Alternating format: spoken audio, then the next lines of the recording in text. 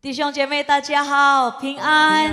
主耶稣爱你，主耶稣爱我们大家。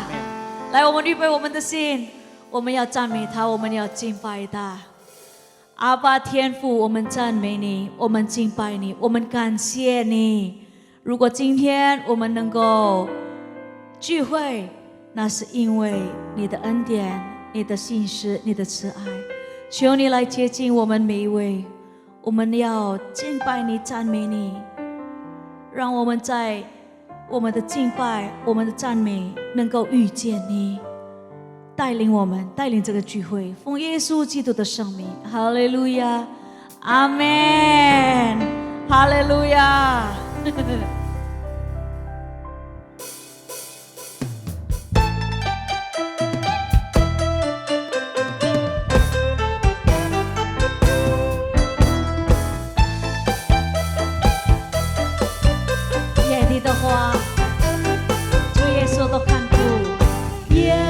地的花穿成美丽的衣裳，天空的鸟儿从来不为生活忙。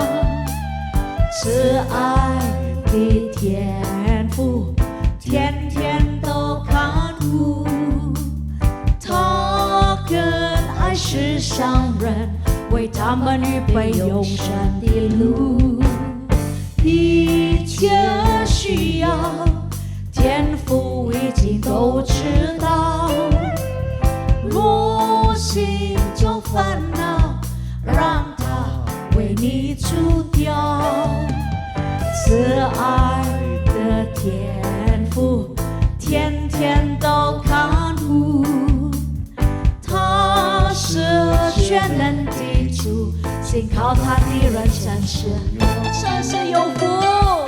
哈利路亚！野地的花呀，野地的花穿成美丽的衣裳，天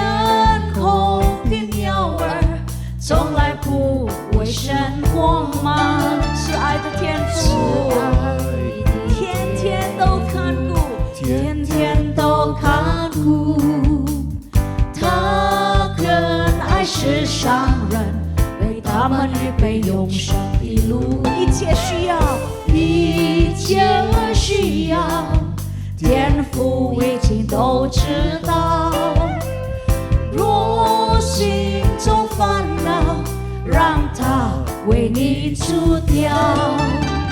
慈爱的天父，天天都看顾。他是全能的主，信靠他的人真是有福，真是有福。相不相信啊？如果天上的鸟儿它都看顾，野地的花它都衣裳着这么漂亮，何况是我们？来，我们把我们一切的忧虑、一切的烦恼都交给主。我们相信主耶稣安排最美好的明天给我们每一位。阿们。野地的花穿上美丽的衣裳，天空的鸟儿从来不为神我忙。慈爱的天父，天天都看顾。阿们。他更爱世上人，为他们都会永生的路。一切需要，天父已经都知道。若心中烦恼，心中烦恼，让他为你除掉，为你除掉。慈爱的天父，天天都看顾。他是全能的主，信靠他的人真是有福。阿们。告诉他一切需要，天父已经都知道。若心中烦恼，让他为你除掉。慈爱的天父，天天都看顾。他是全能的主，信靠他的人真是有福。告诉他，他是全能的他是主，全能的主，信靠他的人真是有福。他是全能的主，他是全能的主。阿们。信靠他的人真是有福，阿们。信靠他的人真是有福。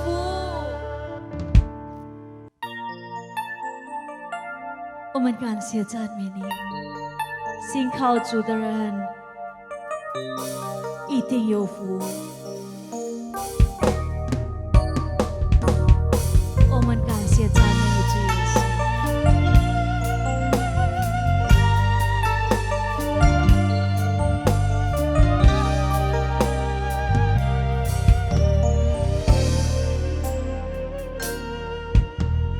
回想童年时候，不知道什么叫忧愁。随着年岁增多，烦恼也跟着多。许多人忙忙碌碌地追求，却没有平安喜乐。再多忧虑，也改变不了什么。你看天上飞鸟，快乐自在地翱翔。你看野地的花，如此美丽芬芳。慈爱的天父会养活他们，他们就不必烦忧。我们也当像他们一样。重担都卸给主，我不为明天忧虑。天父知道我睡不好，但他却仍垂顾我。他医治我的创伤，他同情我的软弱。我知道我主掌管明天。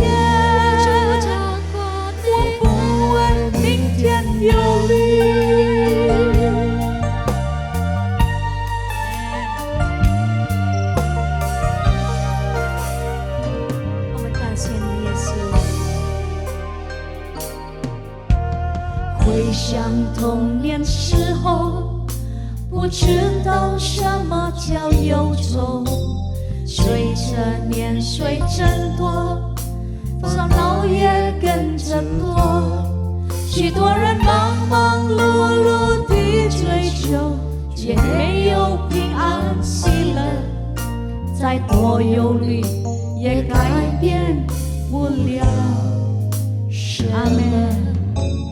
你看天上飞鸟，快乐自在地翱翔。你看夜里的花，如此美丽芬芳。慈爱的天父会养活他们，他们就不必烦忧。我们也当像他们，来把重担都卸给主，把重担都卸给主。我不为明天忧虑，天父知道我睡不好，但他却仍追顾我。他医治我的创伤，他同情我的软弱。我知道我主掌管明天，我不为明天忧虑。把重担都卸给主，我不为明天，因为我知道天父知道我睡不好，但他却仍追顾我。他医治我的创伤，他同情我的软弱。我知道我主掌管明天，我不为明天忧虑。把重担都卸给主，我不为明天忧虑。天父知道我睡不好，但他却仍追顾我。他医治我的创伤，他同情我的软弱。我知道我主掌管明天，我不为明天忧虑。他医治我们，他医治我的创伤，他同情我的软弱。我知道我主掌管明天，我不为明天忧虑。他医治我的创伤，他同情我的软弱。我知道我主掌管明天，我不为明天忧虑。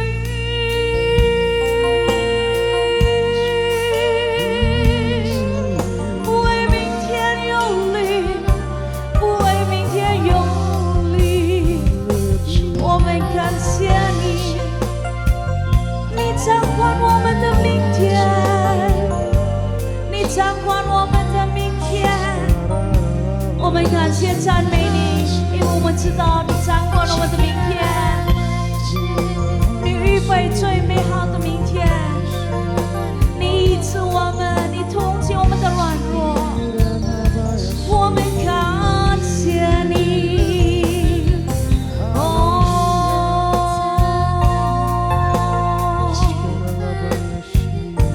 我们赞美你，敬拜你，直到永远。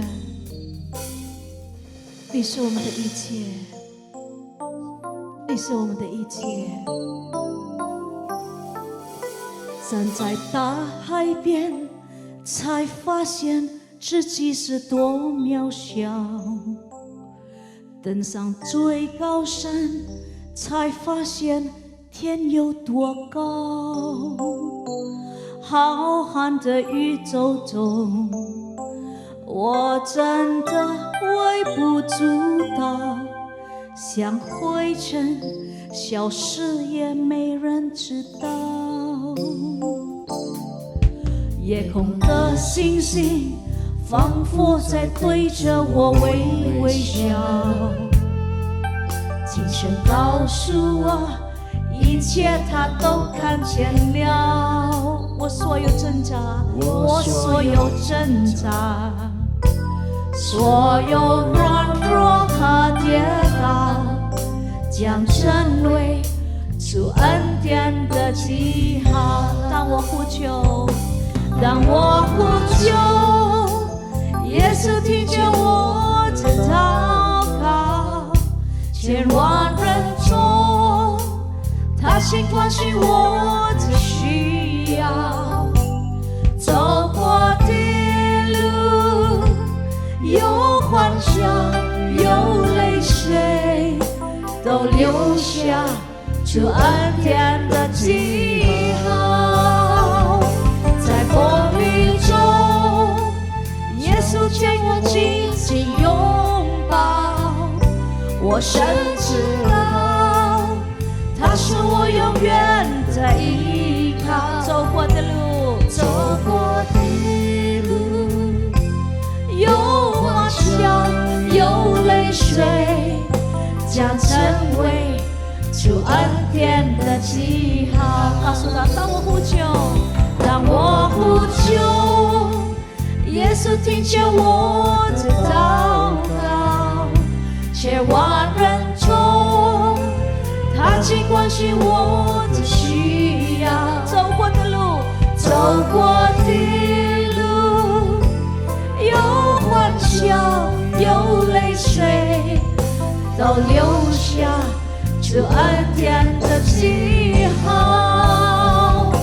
在风雨中，耶稣将我紧紧拥抱，我深知道他是我永远的依靠。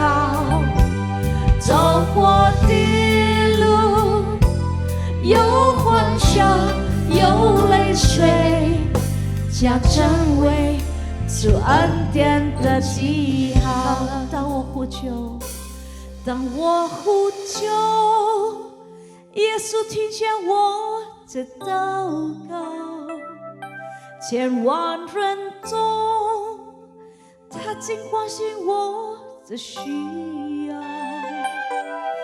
走过的路，有欢笑，有泪水，都留下主恩典的记号。在风雨中，耶稣将我紧紧拥抱，我深知道他是我永远的依靠。走过的路，有欢笑，有泪水，将成为主恩典的记号。来，我们高举我们双手，告诉他，当我呼求，当我呼求，耶稣听见我的祷告，千万人中，他心关心我的需要。走过的路，有欢笑，也有泪水，都留下主恩典的记号。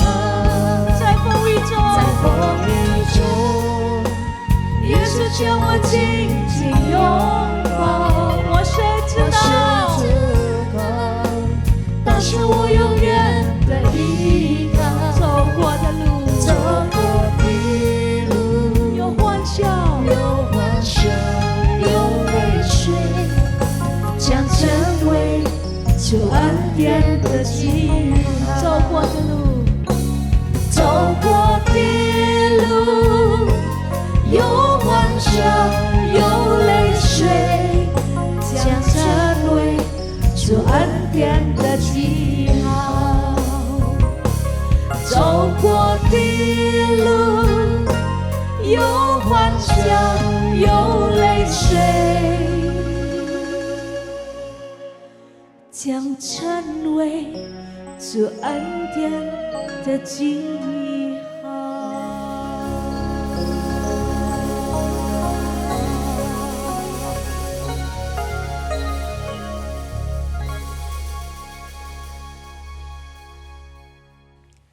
Shalom Bapak Ibu Saudara, selamat hari Minggu. Kiranya Tuhan terus memimpin, menuntun, dan membimbing hidup kita.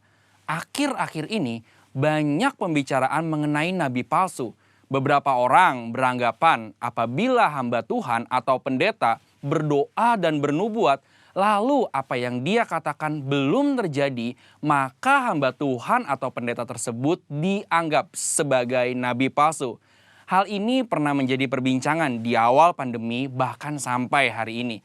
Itulah sebabnya edisi Voice of Pentecost kali ini akan membahas mengenai kenabian yang sejati. Untuk meluruskan pandangan-pandangan dan pembahasan mengenai nabi palsu dan hukuman mati bagi nabi palsu. Di dalam Ulangan 18 ayat 20-22 dikatakan, seorang nabi palsu layak mendapatkan hukuman mati karena dua alasan. Yang pertama, mengucapkan demi nama Tuhan perkataan yang tidak Tuhan perintahkan. Yang kedua, berkata-kata demi nama Allah lain. Arti yang kedua ini sangat jelas, yaitu secara jelas menggunakan nama Allah lain. Namun, perihal alasan yang pertama, apakah tandanya seseorang mengucapkan demi nama Tuhan sesuatu yang tidak Tuhan perintahkan? Bagaimanakah mengukur perkataan tersebut terjadi atau tidak? Tentu jawabannya adalah menunggu. Sekali lagi, apakah tandanya seseorang mengucapkan demi nama Tuhan sesuatu yang tidak Tuhan perintahkan? Bagaimanakah mengukur perkataan tersebut terjadi atau tidak? Jawabannya hanya menunggu.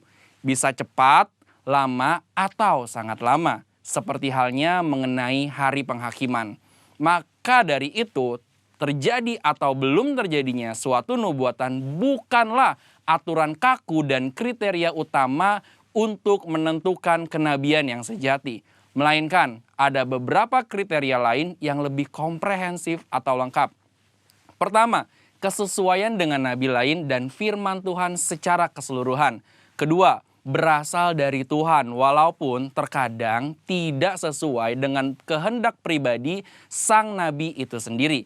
Ketiga, membawa umat ke dalam rencana Allah. Keempat, tidak mencuri kemuliaan Tuhan. Kelima, karakter nabi yang sesuai dengan karakter Allah. Kriteria ini lebih tepat untuk melihat kenabian yang sejati. Lalu, pertanyaan berikutnya, bagaimana dengan hukuman mati bagi nabi palsu dengan cara melemparinya dengan batu? Rasanya hal ini sudah tidak lagi relevan. Karena ini berarti pezina, penyembah berhala, pelanggaran yang tidak dapat diampuni juga harus dihukum mati dengan dilempari batu.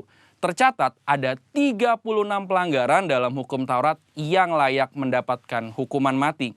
Secara teologis, bagi orang percaya, hukum Taurat yang bersifat hukum sipil dan seremonial sudah digenapi. Karena apa? Karena sudah digenapi oleh Tuhan Yesus. Masih ingat bagaimana Tuhan Yesus tidak menghukum seorang pezina? Hukum Taurat salah satunya kini digunakan sebagai panduan moral hidup orang percaya. Kita tidak lagi hidup di bawah hukum Taurat, melainkan hukum Kristus. Seperti yang Paulus katakan dalam 1 Korintus 9 ayat 21, bahwa kini ia hidup di bawah hukum Kristus. Kenabian yang sejati ini penting bagi kehidupan orang percaya zaman now.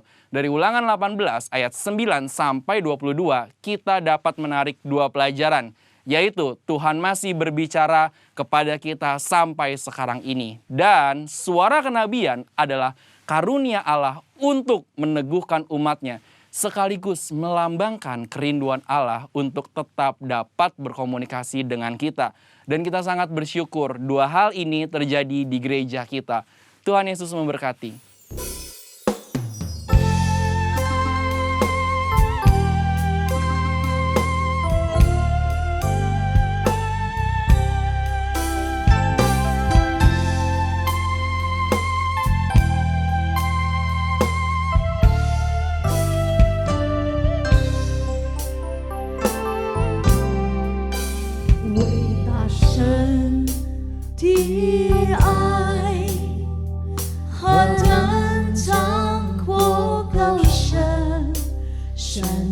将独生子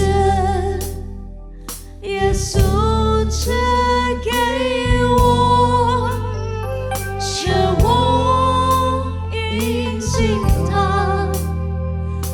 不至于灭亡，凡能得到永生，永恒的生命。伟大神的爱何等长阔高深，甚至将独生子耶稣赐给我，使我因信他不至于灭亡，反能得到永生，永恒的生命。我敬拜你，我敬拜你，唯有你配得我敬拜赞美。我敬拜你，我敬拜你，唯有你配得我敬拜赞美。伟大神的爱何等长阔高深，伟大神的爱何等长阔高深，甚至将独生子耶稣赐给我，使我因信他不至于灭亡，反能得到永生，永恒的生命。我敬拜你，我敬拜你，我敬拜你，唯有你配得我敬拜赞美。我敬拜你，我敬拜你，唯有你配得我敬拜赞美。来告诉他，我们敬拜你，主耶稣。我敬拜你，我敬拜你，唯有你配得我敬拜赞美。我敬拜你，我敬拜你，唯有你配得我敬拜赞美。唯有你配得我敬拜赞美。唯有你配得我敬拜赞美。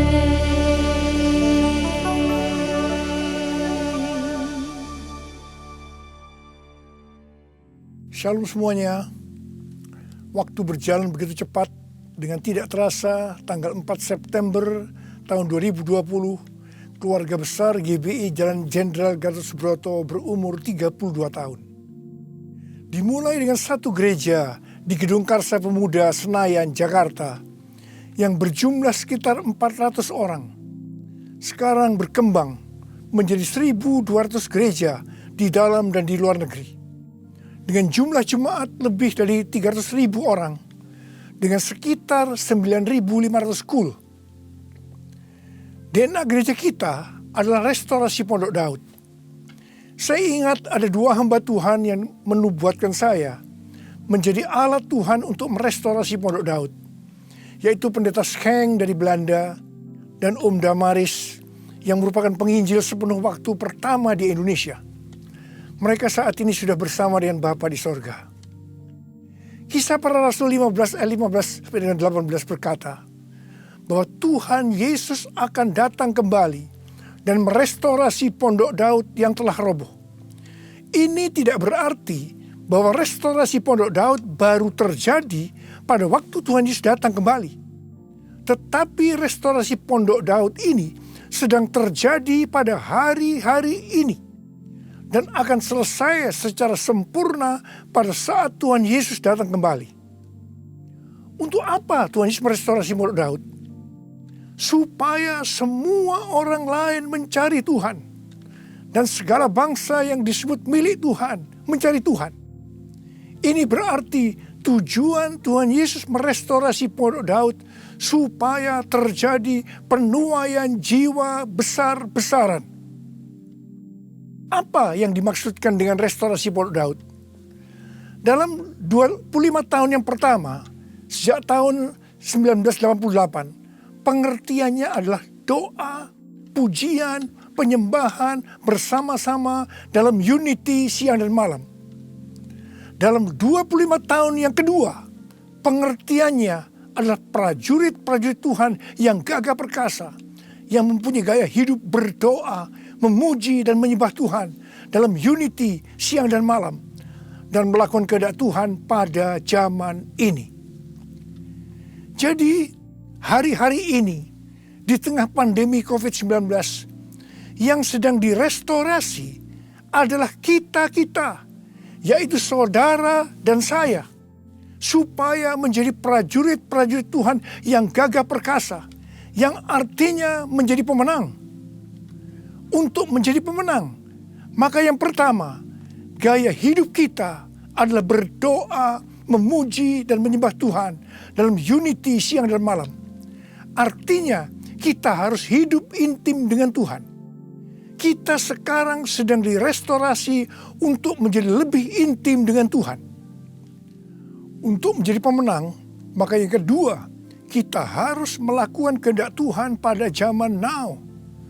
Dan kita sekarang sedang direstorasi untuk bisa melakukan kehendak Tuhan pada zaman now. Sesuai dengan pesan Tuhan Yesus kepada 7 sidang jemaat dalam kitab Wahyu pasal 2 dan pasal 3. Yang berarti ini juga pesan buat kita semua. Bahwa hanya pemenang yang masuk sorga. Pada waktu Tuhan Yesus merestorasi saya di tengah-tengah pandemi COVID-19 ini, untuk menjadi lebih intim dengan Tuhan, untuk lebih mengerti kehendak Tuhan pada zaman now, itu sangat menyakitkan. Saya diproses, saya dibersihkan, saya dimurnikan, saya harus diam di rumah, berdiam diri sampai dengan hari ini. Tuhan berbicara kepada saya melalui Yesaya 26 ayat 20 dan 21 yang berkata, "Mari bangsaku, masuklah ke dalam kamarmu, tutuplah pintumu sesudah engkau masuk, bersembunyilah barang sesaat lamanya, sampai amarah itu berlalu. Sebab sesungguhnya Tuhan mau keluar dari tempatnya untuk menghukum penduduk bumi karena kesalahannya, dan bumi tidak lagi menyembunyikan darah yang tertumpah di atasnya, tidak lagi menutupi orang-orang yang mati terbunuh di sana." Sampai hari ini, terus terang saya masih merasakan amarah Tuhan belum berlalu. Saya tidak tahu sampai berapa lama kita disuruh bersembunyi barang sesaat lamanya. Pasti ada maksud Tuhan menyuruh kita bersembunyi barang sesaat lamanya. Kalau kita melihat tokoh-tokoh dalam Alkitab, mereka harus bersembunyi atau disembunyikan Tuhan barang sesaat lamanya sebelum melakukan pekerjaan besar. Seperti Nuh dan keluarga. disuruh bersembunyi oleh Tuhan dalam bahtera selama 1 tahun, sampai akhirnya Nuh bangkit menjadi bapa atas semua bangsa. Yakub disuruh bersembunyi oleh Tuhan di rumah Laban pamannya ketika harus lari dari Esau. Tetapi 20 tahun kemudian, Yakub bangkit dengan keluarga yang baru, kekayaan baru, identitas baru. Dia menjadi Israel, yaitu nama baru untuk umat pilihan Tuhan. Yusuf disembunyikan oleh Tuhan dari usia 17 sampai 30 tahun.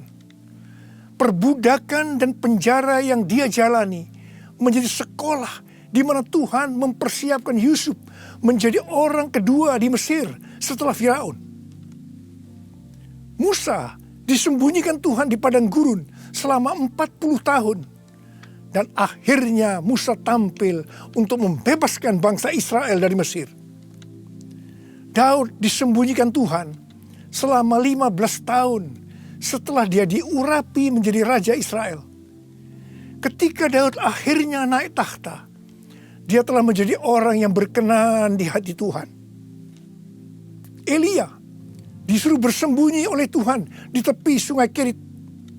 Setelah itu dia sendirian menghadapi seluruh Nabi Baal di Gunung Karmel. Yunus disembunyikan Tuhan dalam perut ikan selama 3 hari 3 malam. Setelah itu dia ke Niniwe berkhotbah dalam bangunan rohani terbesar dalam sejarah. Murid-murid Tuhan Yesus disuruh bersembunyi oleh Tuhan di kamar loteng Yerusalem selama 10 hari. Sampai Roh Kudus dicurahkan secara luar biasa. Mereka dipakai untuk melakukan amanat agung. Penuaian jiwa besar-besaran terjadi. Paulus disembunyikan oleh Tuhan di tanah Arab dan di Damsyik selama 3 tahun. Ketika dia kembali, dia dipakai Tuhan secara luar biasa dan menjungkir balikkan dunia. Paulus juga disembunyikan Tuhan di dalam penjara Romawi. Ketika dibebaskan, Paulus sudah menyelesaikan surat penggembalaan Efesus, Filipi, Kolose, dan Filemon. Rasul Yohanes disembunyikan Tuhan di Pulau Patmos, di mana kitab Wahyu, kitab nubuatan terbesar sepanjang masa, dituliskan, dan sekarang itu diberikan kepada kita. Akhirnya yang paling luar biasa, Allah menyembunyikan Tuhan Yesus. Dia tinggal di dalam rahim bumi selama 3 hari. Dan pada hari ketiga, Tuhan Yesus bangkit dan membawa keselamatan bagi seluruh umat manusia. Saya percaya setelah kita, yaitu saudara dan saya, taat waktu disuruh bersembunyi barang sesaat lamanya. Meskipun kita akan mengalami hal-hal yang tidak enak, kebosanan, perasaan takut, khawatir, putus asa. Tetapi pasti setelah itu ada berkat, kuasa, pengurapan double portion yang Tuhan Yesus sediakan. Haleluya! Kedepan ini, Tuhan akan memakai setiap kita sesuai dengan rencananya. Untuk itu, Tuhan menyembunyikan kita barang sesaat lamanya.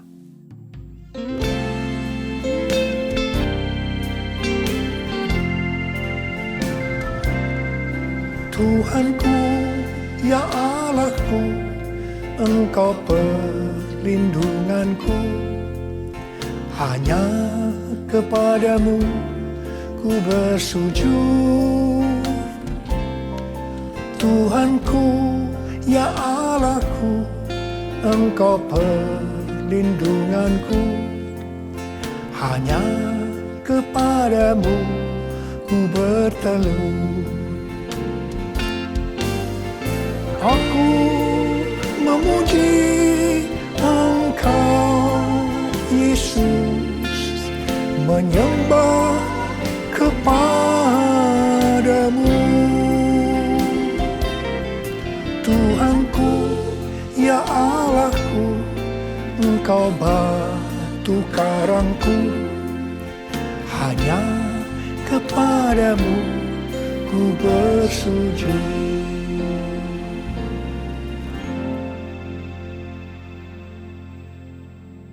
Tadi dikatakan, untuk menjadi pemenang, maka ada dua hal yang harus dilakukan. Yang pertama, gaya hidup kita harus berdoa, memuji, dan menyembah Tuhan dalam unity siang dan malam. Artinya hidup intim dengan Tuhan. Yang kedua, melakukan kehendak Tuhan pada zaman now. Para ahli teologi sedang mengamati bahwa ada 3 gerakan besar yang sedang terjadi dalam menyelesaikan amanat agung Tuhan Yesus. Gerakan pertama melalui gereja rumah. Kul termasuk di sini. Yang kedua, melalui kesembuhan massal. Gerakan ketiga, penginjilan melalui doa. Penginjilan melalui doa ini adalah restorasi Pondok Daud. Ketiga hal ini sedang kita lakukan hari-hari ini. Pada tanggal 17 Agustus 2020, yaitu pada perayaan ulang tahun Indonesia yang ke-75, kita disuruh oleh Tuhan untuk mengadakan Zoom meeting dengan tema Trumpet Call for All Nations, yang diikuti oleh banyak bangsa-bangsa. Pada waktu itu Tuhan menyampaikan pesan bahwa trompet Tuhan sedang berbunyi untuk memanggil umatnya, bangsa-bangsa, untuk berdoa. Melalui Yeremia 33 ayat 3, Tuhan berkata, "Berserulah kepadaku, maka aku akan menjawab engkau dan akan memberitahukan kepadamu hal-hal yang besar dan hal yang tidak terpahami, yakni hal-hal yang tidak kau ketahui." Ada 3 topik doa yang Tuhan mau kita lakukan hari-hari ini. Yang pertama, berdoa untuk negara kita, Indonesia. Yang kedua, berdoa untuk pertobatan. Dan yang ketiga, berdoa untuk penuaian jiwa besar-besaran. Kita harus berdoa untuk negara kita, Indonesia. Sesuai dengan Yeremia 29 ayat 7, kita harus berdoa untuk kesejahteraan negara kita. Karena kalau negara Indonesia sejahtera, maka kita juga akan mengalami sejahtera. Sesuai dengan Yesaya 48 ayat 18, bahwa kesejahteraan akan terjadi kalau kita memperhatikan perintah-perintah Tuhan. Karena itu, marilah kita berdoa bahwa negara Indonesia akan memperhatikan perintah-perintah Tuhan.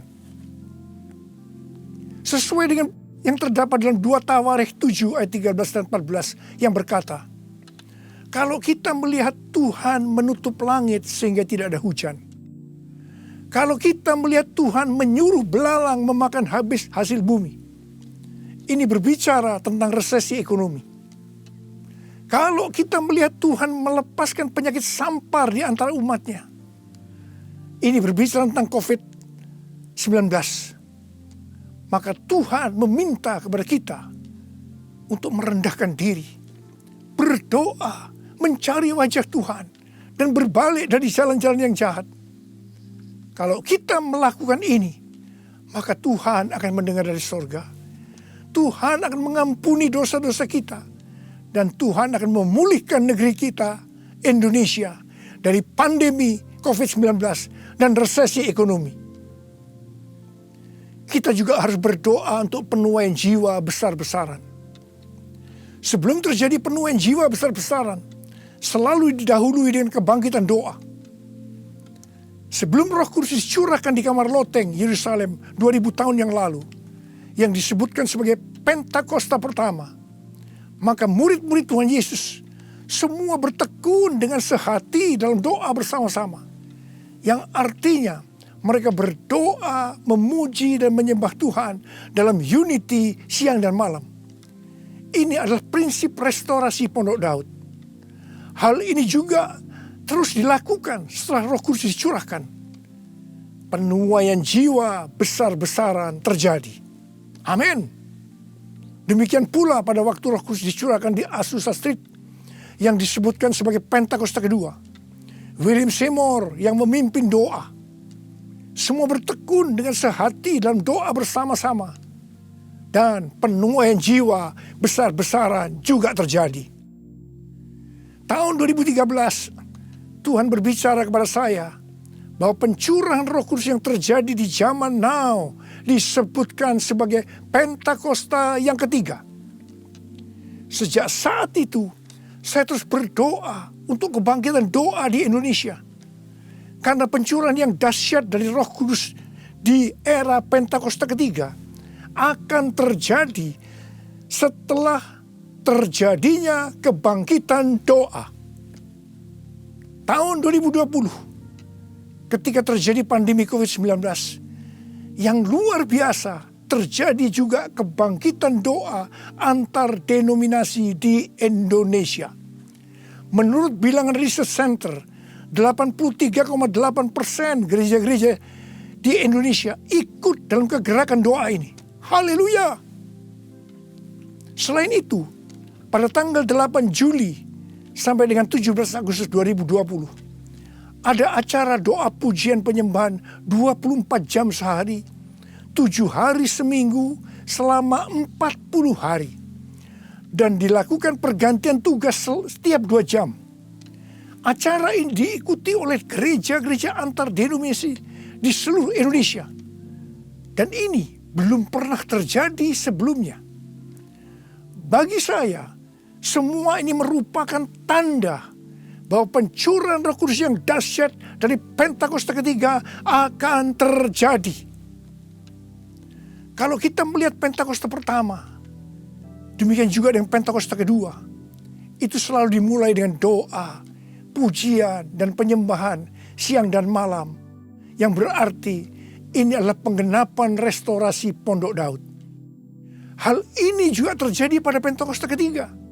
Kita mungkin tidak sadar bahwa selama 32 tahun Tuhan memberikan DNA restorasi Pondok Daud kepada kita.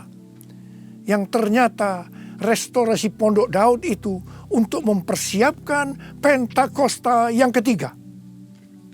Kita harus berdoa agar kebangkitan doa, pujian, dan penyembahan terus berlanjut. Pasanya dicurahkan, berkatnya dilimpahkan, penuaian besar sungguh terjadi. Segala bangsa akan datang menyembah Yesus Tuhan, kemuliaan Tuhan telah turun. Kuasanya dicurahkan, berkatnya dilimpahkan, penuaian besar sungguh terjadi. Segala bangsa akan datang menyembah Yesus Tuhan, kemuliaan Tuhan telah turun. Kemuliaan Tuhan telah turun. Tuhan berkata mengenai Daud, bahwa Daud adalah orang yang berkenan di hati Tuhan dan yang melakukan kehendak Tuhan. Jadi Tuhan berkenan kepada Daud karena Daud melakukan kehendak Tuhan. Kehendak Tuhan yang mana? Alkitab berkata bahwa Daud melakukan kehendak Tuhan pada zamannya. Kalau kita merindukan hidup kita berkenan di hati Tuhan, maka kita harus melakukan kehendak Tuhan pada zaman now. Apa kehendak Tuhan pada zaman now? Yang pertama, pada waktu Tuhan Yesus ditanya oleh murid-muridnya tentang tanda kedatangannya dan tanda kesudahan dunia, salah satunya Tuhan Yesus menjawab dari Matius 24 ayat 14 yang berkata, dan Injil kerajaan ini akan diberitakan di seluruh dunia menjadi kesaksian bagi semua bangsa. Sesudah itu barulah tiba kesudahannya.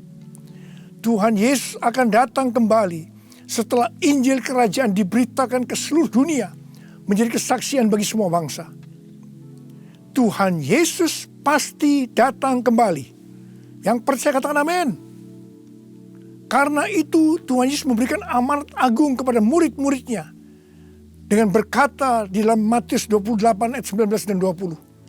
Karena itu pergilah, jadikan semua bangsa muridku dan baptislah mereka dalam nama Bapa dan Anak dan Roh Kudus, dan ajarlah mereka melakukan segala sesuatu yang telah kuperintahkan kepadamu. Dan ketahuilah, aku menyertai kamu senantiasa sampai kepada akhir zaman. Tuhan Yesus memberikan tugas kepada kita untuk menyelesaikan amanat agung dengan kuasa dari Roh Kudus. Ini kehendak Tuhan pada zaman now. Yang kedua, kehendak Tuhan pada zaman now adalah sebagai berikut. Dari tanggal 19 September tahun 2020 sampai dengan 7 September 2021, menurut kalender Ibrani, kita memasuki tahun 5781 yang disebutkan dengan P Alef. P Alef artinya 81. P menggambarkan sebuah mulut, di mana peranan mulut adalah untuk memuji, meninggikan, mengucap syukur kepada Tuhan, melepaskan berkat, bukan dipakai untuk berbicara hal-hal yang kotor, gosip, porno, kepahitan, menjalikan orang lain, hoax, dan lain-lain. Alef adalah angka 1, suatu permulaan yang baru. Yohanes 1 ayat 1 berkata, pada mulanya adalah firman. Firman itu bersama-sama dengan Allah, dan firman itu adalah Allah. Jadi memasuki tahun P Alef, mari kita berjanji kepada Tuhan untuk menggunakan mulut ini hanya untuk berbicara tentang firman Tuhan. Ini adalah kehendak Tuhan pada zaman now, yaitu menggunakan mulut ini hanya berbicara tentang firman Tuhan. Saudara yang mau melakukan, katakan amin. Mari kita yang mau melakukan ini, kita ikrarkan janji kita ini dengan menyanyikan lagu ini.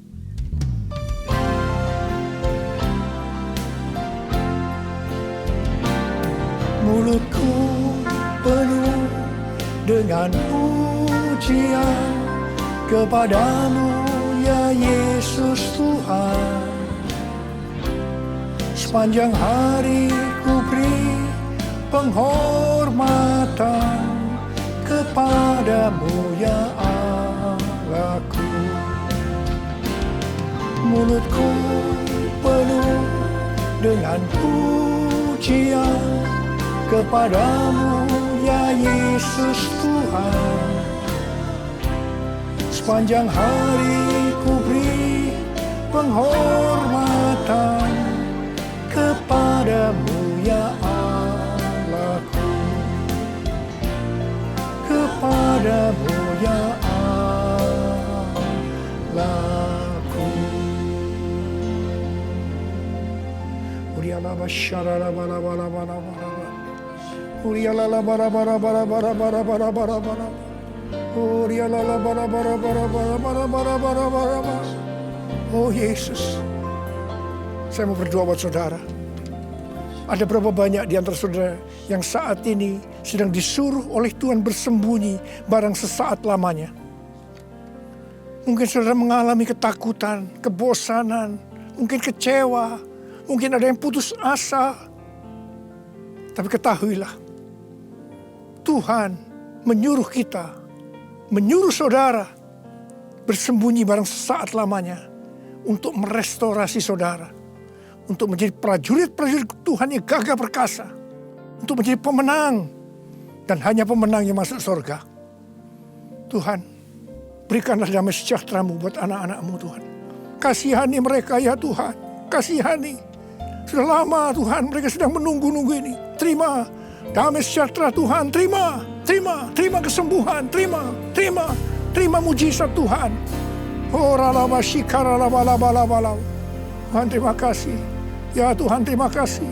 Tuhan terima kasih. Tuhan terima kasih. Terima kasih Tuhan. Terima kasih. Dalam nama Yesus. Amin. Mari kita akan masuk ke dalam perjamuan kudus. Kita akan mengingat ayat ini.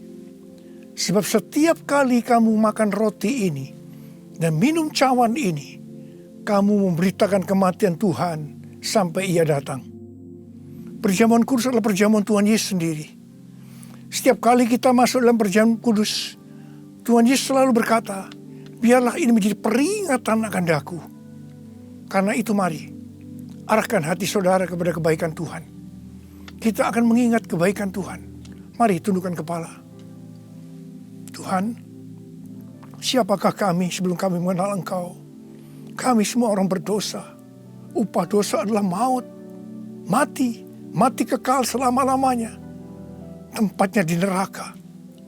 Tuhan, Engkau datang ke dalam dunia ini untuk menyelamatkan kami semua ya Tuhan.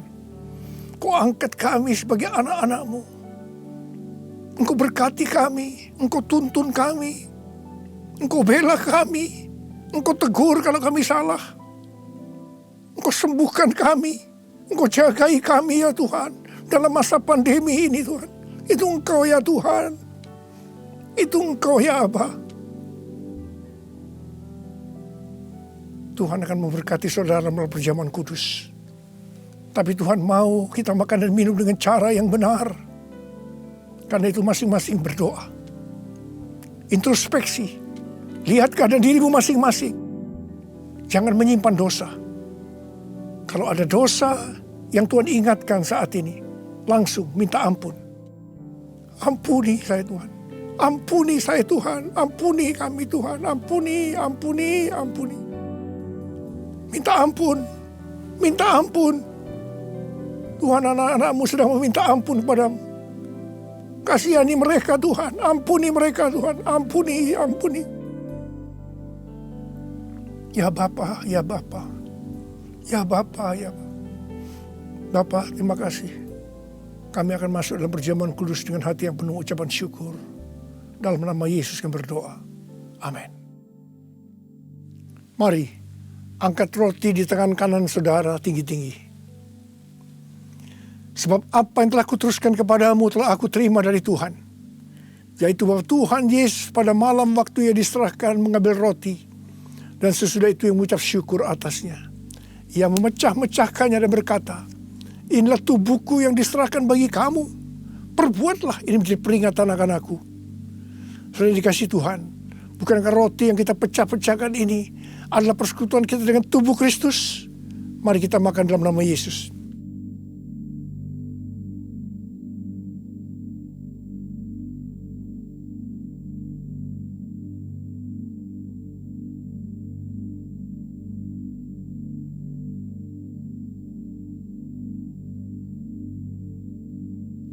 Mari, angkat cawan di tangan kanan saudara tinggi-tinggi. Demikian juga ia mengambil cawan sesudah makan lalu berkata, cawan ini adalah perjanjian baru yang dimeteraikan oleh darahku. Perbuatlah ini setiap kali kamu meminumnya, jadi peringatan akan aku. Sudah dikasih Tuhan. Bukankah cawan pengucapan syukur yang atasnya kita ucapkan syukur adalah persekutuan kita dengan darah Yesus? Mari kita minum dalam nama Yesus.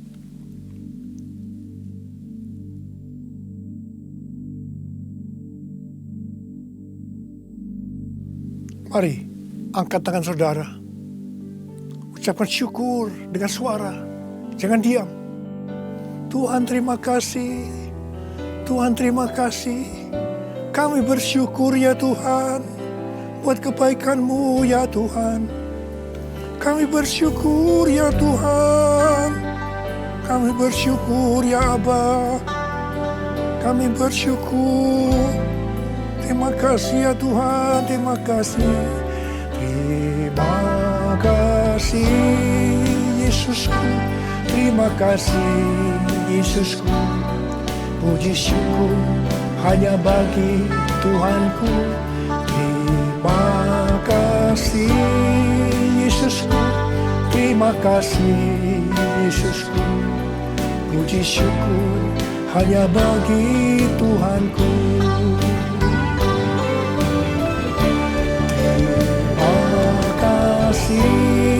Yesusku, terima kasih Yesusku.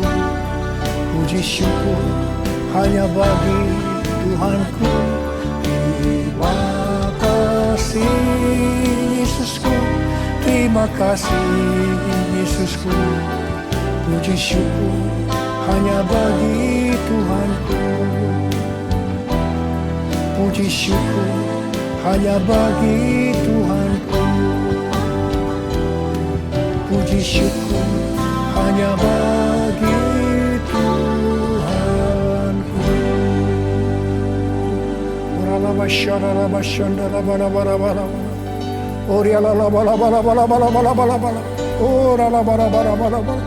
Oh Yesus, Yesus, Yesus, Yesus, Yesus. Tuhan Yesus, Tuhan Yesus, Tuhan Yesus. Shalom. Atas nama Gembala, seluruh pekerja serta Jemaat Mandarin Service CK7, kami mengucapkan terima kasih kepada Gembala Sidang Bapak Pendeta Dr. Insinyur Niko Nyoto Raharjo untuk setiap pesan firman Tuhan pada hari ini yang telah menjadi berkat serta menguatkan bagi kita semua yang beribadah secara online. Tuhan Yesus memberkati. Berikut kami sampaikan beberapa pengumuman untuk sepekan ke depan. Ibadah online minggu depan tanggal 4 Oktober 2020 akan dilayani oleh Ibu PDP Tirza Juliana Wibowo. Ibadah tersebut akan disertai dengan ibadah raya Bahasa Indonesia secara live streaming pada pukul 7 pagi, pukul 9, pukul 11.30, pukul 2 siang, dan pukul setengah 5 sore. Dan ibadah secara online mulai pukul 7 pagi untuk youth dan junior service, ibadah anak Bahasa Indonesia dan Bahasa Inggris, serta ibadah anak berkebutuhan khusus di channel YouTube yang sama, yaitu GBIPRJ CK7. Persembahan umum, kolekte perpuluhan, ucapan syukur dan lain-lain dapat dilakukan melalui e-banking, mobile banking, ATM maupun online di website rekening persembahan CK7, BCA Cabang Tamrin dengan akun 206-333-8222 atas nama GBIPRJ. Persembahan dapat juga diberikan melalui QRIS dengan QR Code terlampir atau Bapak Ibu dapat melihatnya langsung di medsos masing-masing cabang. Firman Tuhan di Mazmur 4 ayat 6 berkata, "Persembahkanlah korban yang benar dan percayalah kepada Tuhan." Gembala mengajak kita semua pengerja maupun jemaat untuk setia membangun hubungan intim dengan Tuhan melalui doa fajar pada pukul 4.40 pagi dan menara doa pada pukul 3 siang sampai dengan pukul 7 malam, setiap hari Senin sampai dengan Sabtu via aplikasi Zoom. Agar kita semua luput dari pandemi COVID-19, krisis ekonomi, masalah keluarga, dan lain-lain. Dan mulai hari Kamis tanggal 1 Oktober 2020 sampai selanjutnya, untuk waktu menara doa CK7 akan mengalami perubahan. Menara diadakan mulai pukul 3 siang sampai dengan pukul 9 malam, setiap hari Senin sampai dengan hari Sabtu. Hal ini dilakukan agar semakin panjang waktu yang diberikan kepada Bapak Ibu sekalian untuk dapat berdoa bersama di menara doa CK7. Untuk info link, ID, serta password, dapat menghubungi WhatsApp di 0877 2300 5577. Firman Tuhan mengajarkan kita untuk bijaksana dalam mengelola dan memultiplikasikan harta kekayaan yang dititipkan Tuhan kepada kita. Sebagai pengelolanya atau a steward of God, tentu kita harus memiliki perencanaan keuangan yang baik dalam menggunakannya untuk hidup, untuk berusaha, maupun untuk memultiplikasikannya. Semua itu untuk kemuliaan Tuhan. Bagaimana pola perencanaan yang tepat sesuai dengan prinsip firman Tuhan dan dalam mengelola keuangan kita, khususnya di dalam masa krisis saat ini? Mari kita check up kondisi perencanaan keuangan kita bersama seorang profesional bersertifikasi International Financial Planning yang akan mengajarkan kita keluar dari jeratan hutang di masa sulit ini, sekaligus melihat peluang yang ada di tengah kondisi pandemik ini. Kami mengundang Bapak Ibu untuk dapat mengikuti webinar MUI GBIPRJ Group CK7 yang diadakan melalui Zoom pada hari Senin tanggal 28 September 2020 pukul 7.30 malam sampai dengan pukul 9 malam. Pembicara kita kali ini adalah Coki Altobing, profesional di bidang perencanaan keuangan dan risk management dengan pengalaman lebih dari 25 tahun sebagai direktur dan komisaris di beberapa perusahaan besar. Dengan topik yang menarik yaitu perencanaan keuangan yang baik dalam kondisi pandemik. Webinar ini gratis, silahkan daftar segera dengan klik www.gbiprj.org/MOI. Bagi pengerja serta jemaat yang minggu lalu belum mengikuti ibadah Praise and Worship Night, ibadah Women of Integrity, serta Share and Talk Cancer Ministry, dapat mengikuti rerun atau tayang ulang via YouTube channel GBIPRJ CK7. Gembala menghimbau agar seluruh pengerja dan jemaat untuk menjadi subscriber YouTube GBIPRJ CK7 agar Bapak Ibu sekalian selalu menerima informasi atau notifikasi untuk setiap ibadah atau kegiatan yang diadakan secara live streaming maupun upload video kegiatan terbaru. Caranya sangat mudah, yaitu Bapak Ibu masuk ke website www.youtube.com, kemudian ketik GBIPRJ CK7 di kolom search. Setelah itu klik icon subscribe dan Bapak Ibu tinggal mengisi alamat email Bapak Ibu yang aktif serta mengisi password dengan benar. Terakhir, Bapak Ibu tinggal mengklik icon lonceng, dengan begitu Bapak Ibu akan mendapatkan notifikasi di setiap kegiatan GBIPRJ CK7. Dan dengan demikian, Bapak Ibu telah menjadi subscriber YouTube GBIPRJ CK7. Untuk kul gabungan Mandarin Service akan diadakan pada hari Kamis tanggal 1 Oktober 2020 pukul 7 malam yang akan dilayani oleh Gembala CK7, Bapak Pendeta Dr. Yanto Simko Putra. Call tersebut akan diadakan melalui aplikasi Zoom. Untuk info link, ID serta password dapat menghubungi WhatsApp di 0877 7616 5903. Sekian pengumuman untuk hari ini. Terima kasih atas perhatian Bapak Ibu sekalian. Tuhan Yesus memberkati. 这个都就华语堂的同工和今天参加网上敬拜的会友们，当我们还没进入祷告的思想前，让我们一起宣讲第3个无形界的意义。因为我们相信，当我们说出来后，那么事情就会成就在我们的生命里。圣经怎么说？林后诗舍山。但我们既有信心，正如经上记着说：“我因信，所以如此说话。”我们也信，所以也说话。第3个无形界的意义。第3个无形界是现代圣灵大大浇灌的时期，远超过当时在阿萨苏街所发生的。第3个无形界将会是主耶稣再来前最后和最大的灵魂收割。第3个无形界将兴起耶利米的一代，即被圣灵充满，对主耶稣死心塌地，对罪绝不妥协，并采取行动创救灵魂的年轻人。第3个无形界是在印度尼西亚诞生，被推动到列国，这个运动从东方到西方，最后回到耶路撒冷。第3个无形界将施下能力来完成主的大使命，之后主耶稣就会再来。来吧，这个都就华语堂的同工和会友，让我们一起为我们的国家印度尼西亚祷告。圣经怎么说？历代之下70事，这称为我名下的之民，若是自卑祷告，寻求我的面，专离他们的恶行，我必从天上垂听，赦免他们的罪，医治他们的地。天父，求你饶恕我们，赦免我们的国家主。但愿你从一切的瘟疫、新冠病毒和灾害恢复我们的国家，让每个向上帝呼求的人得成就。我们祷告，让全体这个都就华语堂的同工和会友都能脱离新冠病毒和全球性经济危机的影响。奉主耶稣的名，我们也要奉耶稣的名，对新冠病毒和全球经济危机说：住了吧，静了吧。我们要为佐科维总统和马鲁阿明副总统祷告，求你赐给他们智慧。为了印尼国家所采取的每一项决定，都是按照上帝的旨意。我们也为治疗新冠肺炎的医护团队祷告，愿上帝羔羊的血能保护他们，遮盖他们和他们的家人。上帝赐给他们健康。我们也要为我们的总主任杨东宝牧师祷告，求上帝祝福他的健康、他的家人及他的牧养施工，使他继续被使用成为第3无形界的使者，来完成主耶稣基督的大使命。我们也为我们的这个都州牧师长实验者医生牧师祷告，求上帝祝福他的健康并家人，愿他的妻子奥利菲亚、孩子、媳妇和孙儿们都蒙福。上帝成为他仆人和家人的盾牌和帮助。上帝也赐福你仆人在这个都州的牧养圣工，使我们所有在这个都州的子民配得在上帝面前。我们也为波托利教会、神的教会、奥罗罗巴大谢和世界人们福音祷告，愿上帝使用他们，赢得更多的灵魂。也为在这个都州兴起耶利米一代祷告，求上帝大大使用他们。我们也为每一位同工和在今天参加网上敬拜的会友们祷告。我们为有病的祷告，上帝已医治他们，但重担的求上帝赐给他们安息。需要答案的，上帝已经应允他们。奉耶稣基督的名，让每位上帝的子民能脱离全球性的经济危机和疾病。上帝大大地祝福他们，阿们。